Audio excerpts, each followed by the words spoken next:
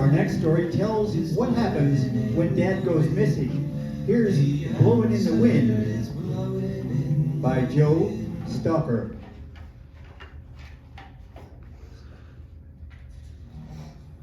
I don't believe it! How could this happen? I've looked everywhere. He has to be somewhere. I'm calling the police. That's what I'll do. I'll call the police on those thieves. Mom, what's going on? I could hear you shouting and carrying on from the driveway. Your father is missing! Oh, Mom. There. Remember, Dad died years ago. I know life can get so confusing at your age. I'll get you the help you need and file for power of attorney. For God's sake, Richard, his ashes are missing, not my wits. What are you doing here anyway? Miss Turner from next door called me. Her very words were, your Mom Connie's carrying on loud enough to wake up the dead. Well, Laura Lee Turner needs to mind her own business.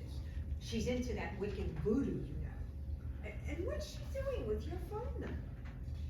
Well, our crystal shop is just down the street from my office. And? So we exchange phone numbers in case of emergency, like you needing help or such.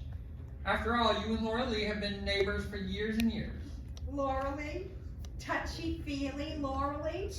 That Laura Lee who used to moon over you when you were barely out of diapers? Good Lord, I was 18 years old. I told you way back then she never mooned me back. I mean, paid me any attention. Well, thank the Lord your virginity was spared at such a tender age. Virginity? Good grief, Mom. She's only concerned about your state of mind. She and I might be neighbors, but we were never friends.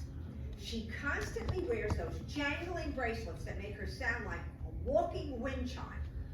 I can hear them night and day. She takes them off at night, so you couldn't be hearing them night and day.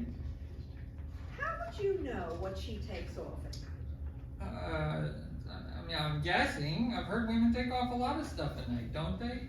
Makeup, bracelets, clothes, wedding rings. Well, an unmarried man shouldn't be dwelling on what a woman takes off at night. God sees everything, you know. Even in dark motel rooms. I really can't understand your humor at times, Richard. Look here, Mom.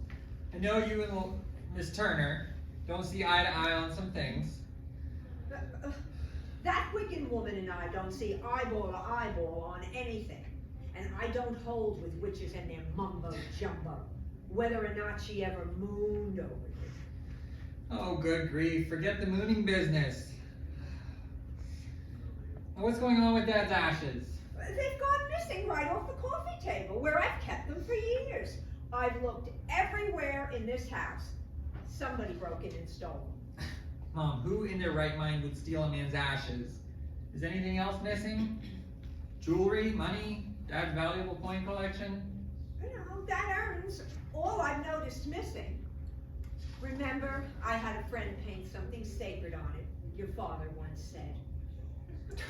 Like, all's well that ends well with a cold beer and a warm woman? Or was it, trouble follows me, son, like a dog in heat? Really, Richard, have some decency and respect for the dearly departed. My friend painted the Virgin Mary on one side of the urn, and till death do us part on the other. He said those very sacred words to me the day we were married. Till death do us part. Sacred vows like that have always been a warning to me. Thought I heard Rick's voice. How you doing, Connie? Rick? Rick? He prefers to be called Rick now, that he's all grown up and out of diapers. I think he's looking more and more like his daddy.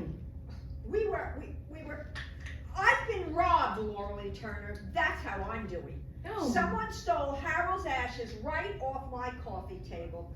I'm devastated. Oh my goodness, that's real pitiful, Connie. How are you holding up, Rick? He wants power of attorney over me. That's how he's doing. Getting power of attorney might be best in your case. He's such a thoughtful young man. Young? He's close to 40 and old enough to have a little common sense. Mom, I thought you had lost your mind and not an urn full of ashes. You shrieked, Dad was missing. Poor Harold never could settle in one place for long. He had a wandering karma. And how exactly does karma wander? Oh, that's utter witch nonsense. Well, it's when someone refuses to accept his fate and keeps wandering around trying to escape it. I think that's what happened with your dad's ashes. Someone stole them. That's theft, not some karma garbage. Didn't you just send some stuff for the neighborhood rummage sale? Saw your niece taking a couple of bags out here yesterday. Maybe they accidentally contained some karma garbage? That's ridiculous. I put those things for the sale on the dining room table, and then I was dusting in here, and I set Harold's ashes. On the dining room table? I donated Harold to a Oh. rummage sale. Seems Thank you God let Dad's did. karma go wandering again. Not to worry about asking God's forgiveness, Connie. I saw that urn sticking out of the bag and went over and paid your niece $5 for it. I thought you were finally finished with that man after all this time. You bought Harold? Oh, how dare you? Ashes, Mom. She bought an urn and ashes. Whoa, I forgot my gin and tonic. Left it sitting in the sun. I'll be right back. Go lock the door, Richard. Hurry, lock her out. I'll do no such thing. Maybe she'll bring Dad's ashes back. Trust me, that witch woman will never give him back now. They committed physical sin years ago. She tried to keep him back then. Physical sin? Are we talking just kissing, petting, or going all the way? Where was I? Why didn't I know about all this sin? Well, you were off to college, and then to the Peace Corps thing, and then graduate school. You weren't home very often all those years. I didn't want to destroy your innocence. All those years? How many years? 6? More? How should I know? But I do know she's responsible for his heart attack. She probably mixed him fatal voodoo potion because he refused to leave me. To be honest, at times I wanted to do him bodily harm myself. But still, as a good Christian woman, I forgave him for being unfaithful. The minute he dropped dead. Had to make fresh one. I said melted. Now where were we? I need a drink, Richard. I'm good. She's the reason he ended up with that heart attack. I think she put poison in some of that fatty food she'd always cooked for him. I'm sure that old Sawbones who examined him wouldn't have even noticed something like arsenic killing him. What? Arsenic? I thought maybe all the He alcohol. wanted to divorce her, but she threatened to take all of his money.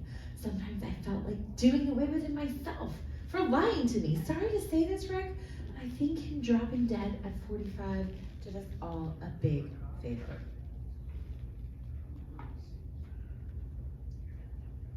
I really don't know what to say. Arsenic? Well, where are my ashes? My ashes.